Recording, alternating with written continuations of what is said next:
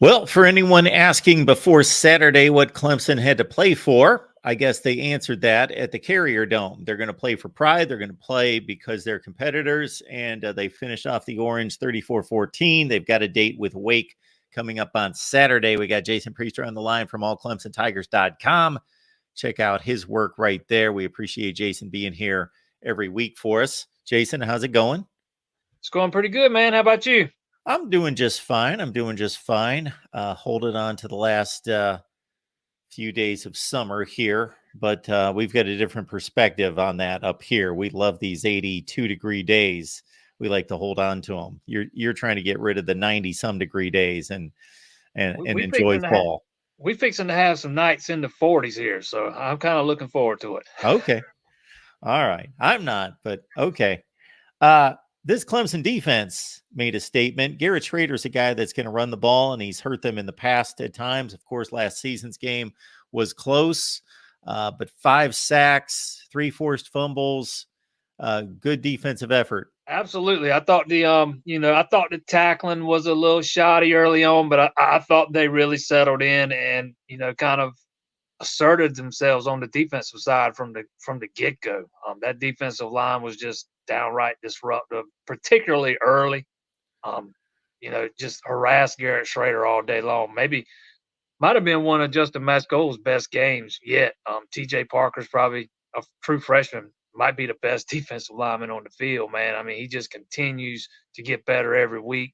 A lot of things I like about what's going on the side on the defensive side of the things. The only thing you can really be critical of is they're still having an issue covering that wheel route with the running back out of the backfield. That's getting a little nitpicky, though. Get that cleaned up, man, and this could be a dominant defense. So what are these guys saying about these games at this point in their situation? Just basically, we can only play football and can't control anything else, and we'll see how it all finishes? Pretty much, I mean, when you're 2-2 before the end of September, you're basically playing for pride. I mean, you're not mathematically eliminated from the ACC, and you never like to see anybody get hurt. But Riley Leonard's injury against Notre Dame might help you in that regard. You're still technically alive, but it's going to be a tough road to hoe. You'll have to win out, and you'll have to get a lot of help. So I mean, I would say mostly pride though, and I thought it was probably going to be a little bit of a challenge to see if Dabo could push some of the right buttons to keep some of those guys motivated, after having suffered 2 early season losses. And, it looks like he didn't have any problems finding those buttons to push. Jason, here's a name for you. I meant to mention him after the Florida State game because he impressed me in considering what the issues have been at wide receiver. And I thought the wide receiver crew against Florida State played pretty well. Caught the ball, didn't drop the ball, made some plays. But Tyler Brown, and I got to admit, I didn't watch the Syracuse game. I watched the Florida State game. I didn't see the Syracuse game. Too many good games going on at that point. And I see these numbers at 8 for 153, and I thought, wow, there's another big game out of him. Yeah, he's been the best receiver on the field this year. And I don't think it's even close. They're finally starting to get that receiver rotation worked out. I only saw Adam Randall on the field for 7 or 8 snaps Saturday. Troy Stellato played a large majority. He's a guy that's been hurt the past 2 years. It's going to be interesting to see how where they slide Antonio Williams back in when he comes back from injury. He's been out the past 2 games. I expect he'll probably move outside because Tyler Brown's a guy you've got to have on the field in the slot, right? You can't take him off the field.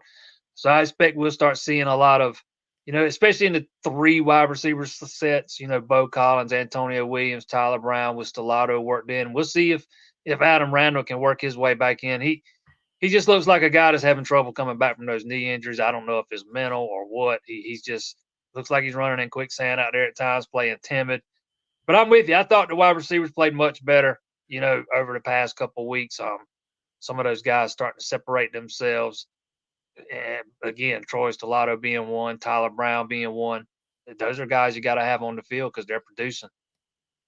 And they flipped the ball to Brown once out of the backfield, 23 yards on one play. He's a guy you could do a lot of things with him. He kind of he kind of gives you Artavis Scott vibes with a lot more speed. You know, if people remember Artavis Scott from that 2015 season when Mike Williams was out hurt, they used him in a lot of different ways. He could stretch the field. They used him a lot on the jet sweeps.